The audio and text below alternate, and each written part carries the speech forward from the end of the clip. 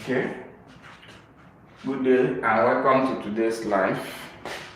My name is Metom Gogo. So today, like always, I'm going to be teaching on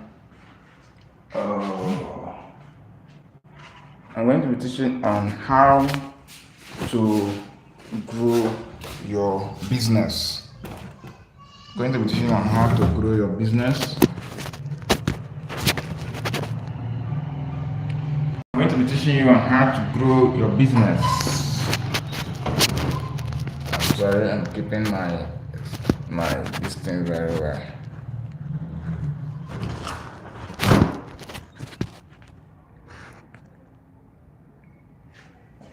Okay, so today I'm going to be teaching on how to grow your business, and very importantly, it's important to know that there are a lot of advantages in starting a business. There are a lot of advantages in starting a business. You know, people will ask, what are the advantages in starting a business? Okay. Then keep it inside. Yeah, it's that. Okay, keep it inside.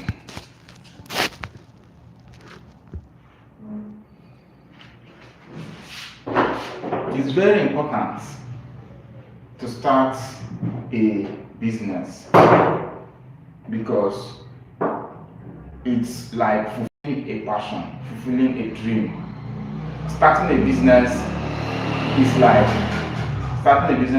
fulfilling a dream. Okay, it's like fulfilling a dream. Okay, so a lot of people are confused on what to do, how to start. A lot of people are confused on what to do and how to start a business. The truth is that it's very easy. It's very easy to start. It's very easy to do a business. And the advantages of starting a business are numerous. The advantages of starting a business, okay, they are more than the advantages of working for someone. So I would like to start by explaining the advantages of starting a business. Okay, and I will just name 5 advantages. Then I'm also going to teach you on how to start a business. I'm going to teach you how to start a business, the process involved also. So what are the advantages of starting a business? Whether you are working for someone in a corporate place, in a private, even in a government sector, the day you leave that place, if you don't have a business to fall back to, you are like starting afresh. You are like zero. And that is one advantage. When you start a business, whenever you leave whatever you are doing, you have what to fall back to. So that is number one advantage. You fall back to whatever you have started. Number 2 advantage of starting a business is that you are going to leave it behind for offspring. Okay, you're going to leave it behind for offspring. Like those of you that are in Nigeria, for example, that are watching me, you will know that a lot of big standing business today, with like example, Dangote business started as a sugar by the dad. Today, Dangote has different branches. So when you start a business, it must not be big. You can start small thing and then it grows with time. You can start it small and then with time it grows. So number 2 advantage is that you can leave it behind for your offsprings, okay, for them to take over from you whenever you retire or whenever you leave planet Earth. The third advantage is that Starting a business helps you fulfill your passion, helps you fulfill your dream, because everybody dream is to be creative, and everybody dream is to achieve something in life, create something in life, build something in life. So starting a business is like you fulfilling that dream, because it helps you achieve that purpose which you have to do, which you have been planning to do. You have been planning to start something. So starting it helps you fulfill that dream. Now, the last important of starting a business is that, okay, I think the fourth one, it will make you employer of labor. Because when you start a business, as time goes on, you can no longer manage that business. So you start bringing in one and two other people to join. So as they join, you employ other people, and then you become an employer of labor. And then lastly, the importance of starting a business is that when you start a business, it helps you to fill in the gap, the economic gap. So but let's just leave that one, but it's an advantage. So these are 5 important advantages of starting a business. There are numerous others. There are so many. It is not surprising that when a class like this, an important lecture like this, or an important discussion like this is going on, you will find fewer people that are interested in learning. Okay, but if you go on live and check on other activities, sometimes you see someone just sleeping on the bed with camera facing them, and you're going to see up to like 100 and something people that are just on that live. But when you get to a life that is teaching something that can change someone's life, you see fewer engagement on it. But that is just the word for you. However, people like us are still going to continue to be positive and to try and uplift people who are ready to be uplifted. So now, some person might be saying, but I'm already working, how do I leave where I'm working and start a business, because starting a business is good? I have an answer to that. So if you're already working and you are contemplating on how to leave where you are working and start a business, it's important that you do it carefully. You don't just resign from where you are working, most especially when you haven't had what to do and you have not started what you are doing. It is possible to be working and setting up your business. Okay, it is very possible for you to be working. You can be using the money you are working to finance your business till it stands. Now, the next question that people like asking, I don't have money to start a business. But before we go to that, another asking is, I don't know what business to start. I don't know what to do. I don't know what to do. So now my response to that question is simple. Monetize what you are good at. That is the response to the question people ask, and they say, I don't know what to do. I don't know how to start. Whatever that you find easier doing. The mistake people do is that they see Mr. A is selling certain kind of product and service, and they feel like that's what I want to do, without them consulting themselves to find out if they are good with that area, if it is something they can do. So if you suddenly decide to do what someone else is doing because the person is making money out of that, and you decide to do that because you too you want to do it and make money, you are not going to succeed. If you want to start a business, you are going to start a business based on what you are good at and based on what is easier for you to do and to be able to handle. Okay, it's more like starting a content creating on social media. If you just do a content that you see other people doing and you just want to do it, you are not going to grow. The reason why you are not going to grow is because you will run out of ideas, you will run out of technique, you will run out of the ability to do that. But when you do something that you are already good at, maybe you are good at telling stories, and then you decide to settle on that, you see, you start gaining audience and you grow. That is how business is. Start a business on what you are, what you know you can do and do very well. Now let's move to the next question. The next question is, people like to ask and say, I don't have to start a business. People like to ask and say, I don't have money to start a business. And the reason why they are saying that is because they are ignorant.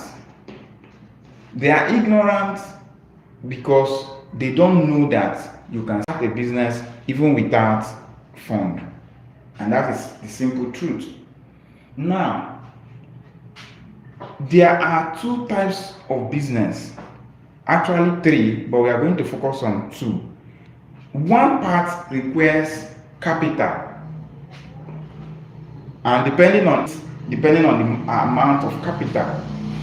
The other one does not require any capital at all. The first type of business is business that deals on products, visible products. Product is what you can touch. Example, this cloth I'm wearing is a product. This cap I'm putting on is a product. Televisions, hardwares. So if you want to go into restaurant business, for example, you want to be selling food, then you should know that kind of business requires capital, because you have to buy the raw materials you have to use and make the food. You have to buy the plates to serve the food. Okay? If you want to start buying clothes and reselling it, it's a product.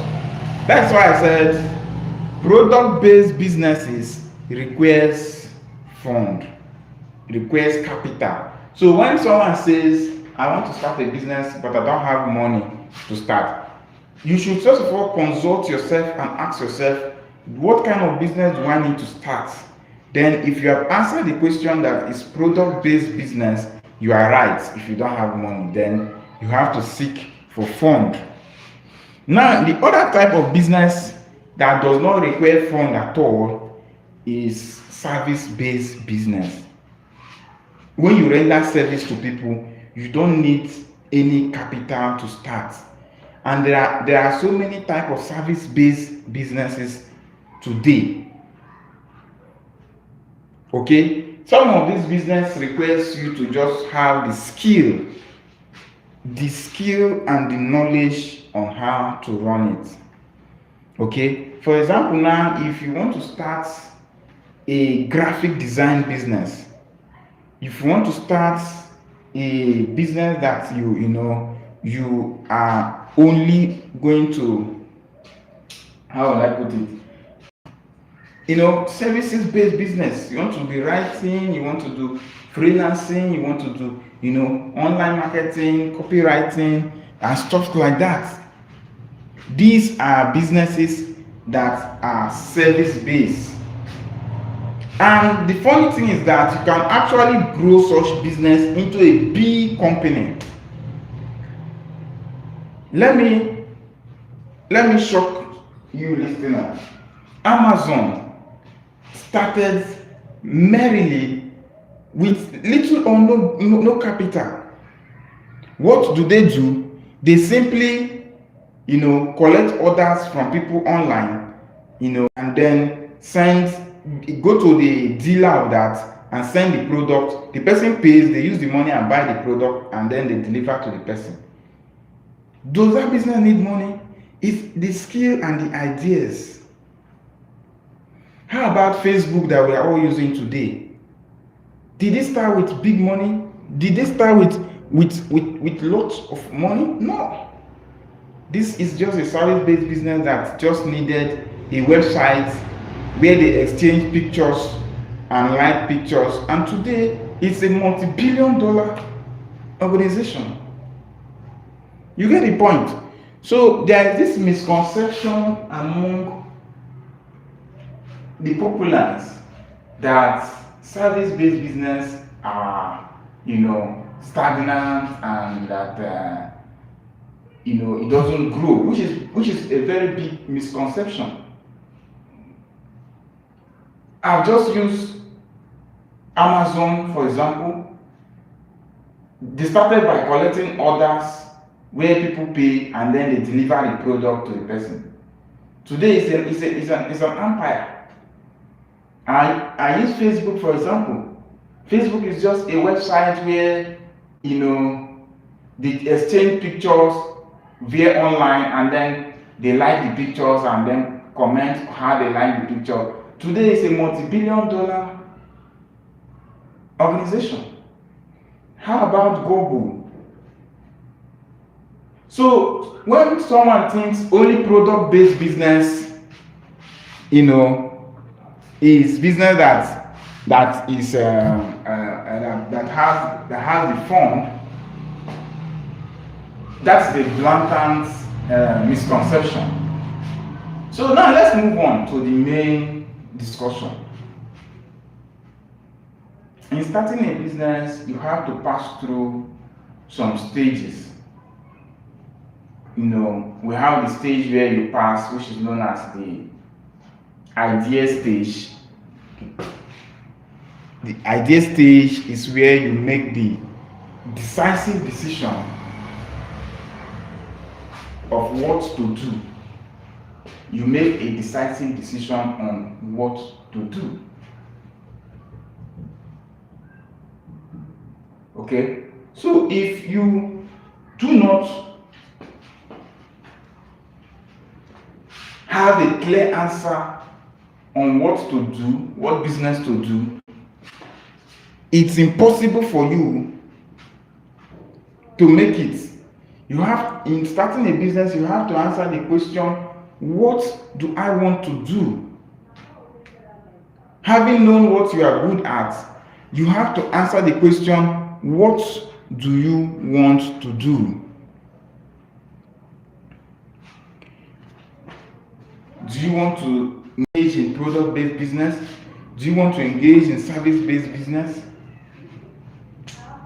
It's a very big part of the process where you answer that question.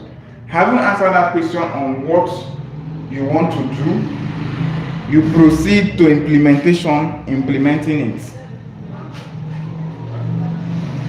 You proceed to implementation. So if you have known what to do, what business to do, you implement it. How do you implement it? Let's assume you want to start a service-based business of collecting waste and disposing it. Collect waste from your neighbors. People complain a lot, there's no business, but there are business everywhere. Collect waste from your neighbors, collect money from them, and go and dispose the waste. You can grow that into a multi-billion-dollar business. How about supplying water to your neighbors? You can get a truck and you can get rubbers into that truck, and you can fetch and supply your neighbors around you water and get paid. Before you know, you will not be the one doing it again. You recruit people to do that for you, where you pay them. There are business ideas everywhere, but people find it difficult to think and implement. That's why I said in business, the most difficult stage is putting your idea into implementation. People can play all day, watch movie all day, do all sort of things all day, but they don't want to think about what to do to break their financial limitation. There are a lot of business. So you have to think, what kind of business do I do? Go around your neighborhood, collect waste. People are looking for how to dispose their waste. In every home today, people dispose waste in bags, but some people are too tired, are too lazy to dispose it. How can you think of how to do that as a business? The idea stage is where you put that idea into motion. You put it into motion by going out to tell these neighbors, hey, this is what I do. I can do this for you. Market your business. When the implementation stage is all about strategy and marketing. You tell people, I can do this, I can do this. This is what I'm good at. Hey, my work is to dispose your waste. You pay me certain amount, I will dispose your waste. You pay me certain amount, I will fill water for you. You pay me certain amount, I will do graphic design for you. In your church, you can tell your pastors, I do graphic design. This is my business. I will do it cheaper for you. Tell people about what you do. That is the implementation stage. If you want to go into online, you create a page.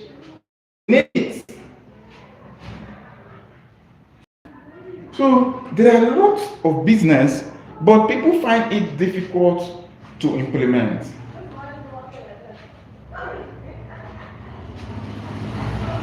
Do you understand? So once implementation stage is put in gear, you market the product or you market your services. If you want to go into food processing, how do you start? You market it. You get that one, like I said, will require capital.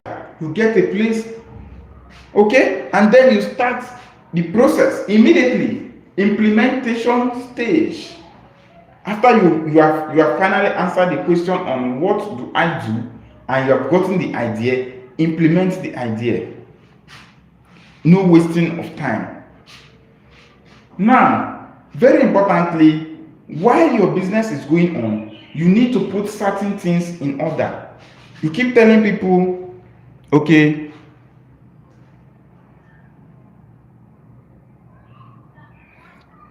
all right, someone is asking, what am I teaching today? Okay, what I'm teaching today is simple: how to start and grow a business.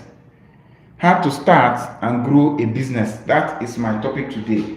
Okay, and we have looked at the stages of growing a business. We have said that the first stage is idea stage, where you have to think of what you want to do. You have to think of what to do.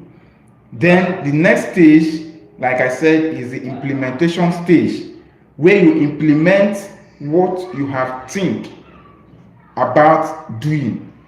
All right. So if you have question, if you have a business, you can drop your business. If you have challenges in your business, you can ask question regarding that, and be sure that I'm going to answer it. If you have a business, type your business name. If you have challenges based on your business, you can also ask question on that.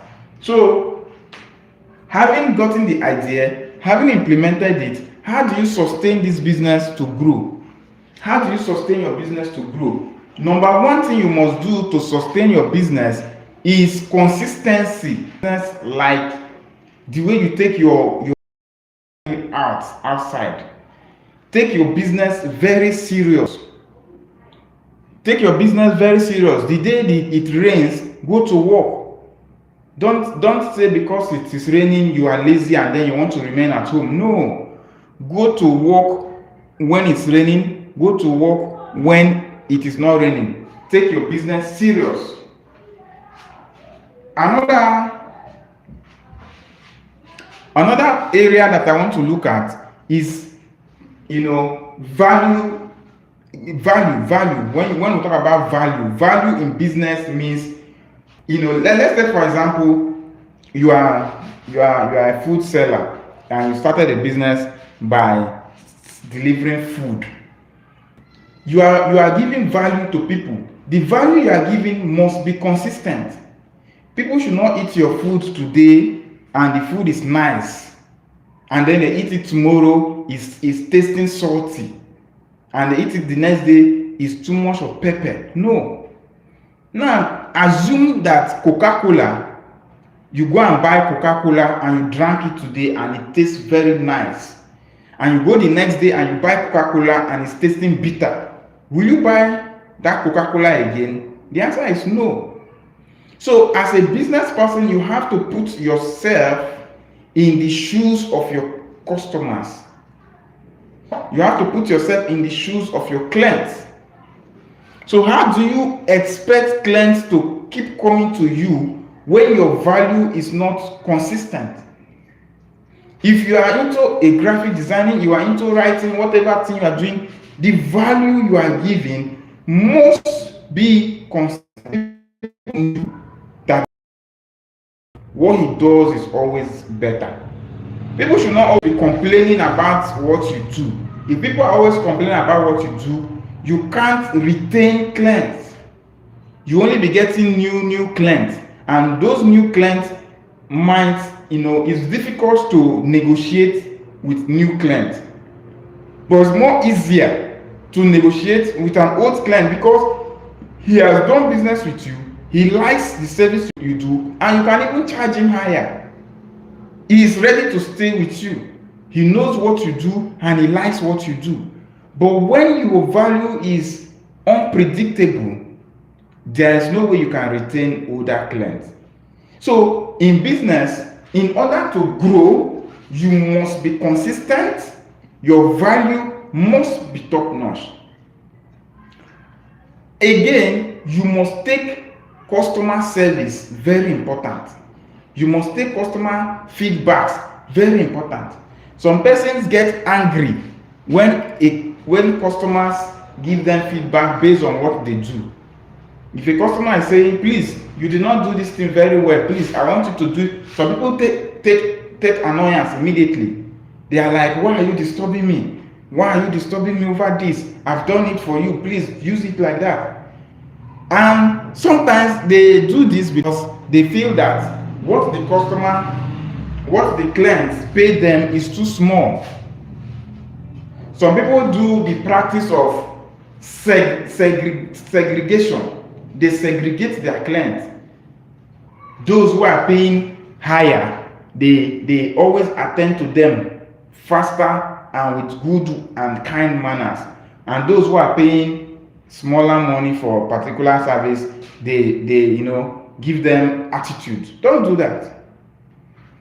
The reason why you should treat all your clients equally is because the client that you think is a small client, it doesn't pay you well, it doesn't patronize you well, can recommend someone.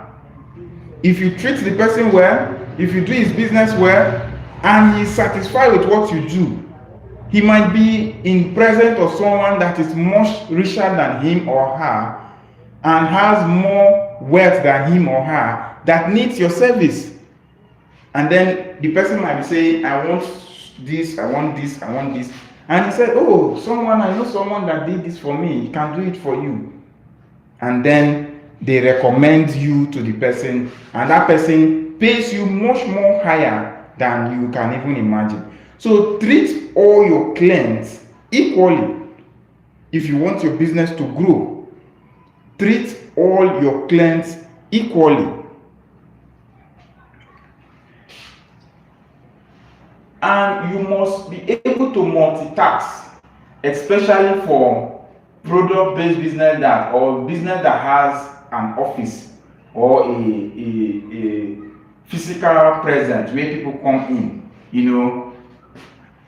You might be in a position where you are attending to, you have more than one people who are needing your service. The ability to multitask will help you. You can't have more than one people waiting for your attention and you are too lazy and you are only attending to one person. You might lose the other person who gets angry that you are not attending to him and he leaves. So you must, if especially when you are the only one managing the business as of that time, you must be able to multitask. Now, before I go, very importantly, there is this aspect that used to crumble business that I want to talk about. There is aspect of business that has rendered many people's business to fall. Okay, the business has started doing well. There's a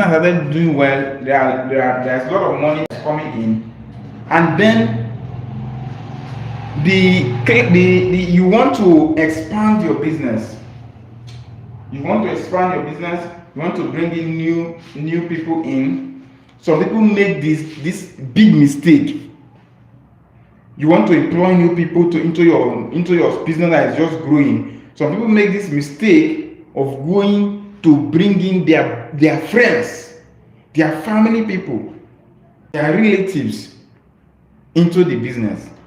This act has rendered many business to fall, because you start the business, and then you have a brother, you have a sister, you have a girlfriend, you have a boyfriend, you have a relative, and you start calling them, come and be my secretary. You call your girlfriend, come and be my accountant. You call your cousin, come and handle my administrative aspect of my business.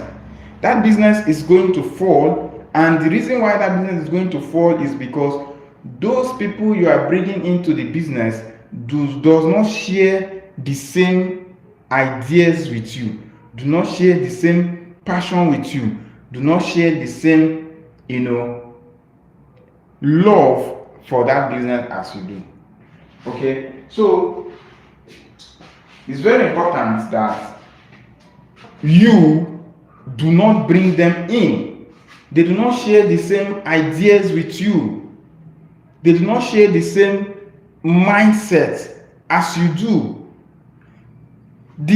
What is important for you to do in that condition is for you to bring in new people on board, people that you interview, and people that are sharing the same mindset with you, the same ideas with you, have the same vision as you do, in order for your business to grow. That is very important for you to do. Okay, it's very important for you to do that. When you bring in people who share the same ideas with you, when you bring in people who share the same mindset with you, the business is going to grow. And the reason the business is going to grow is because you have brought in people of the same mind, the same mindset. So grow your business in such a way that you are intentional, you are focused, and very importantly, some of you have businesses and your business does not have a business name. If you are watching this video, number one thing you must do after this video, go and give your business a business name. Go and give your business a business name. Okay, I think I'm going to end the live now. We'll discuss much later. Thank you and remain blessed.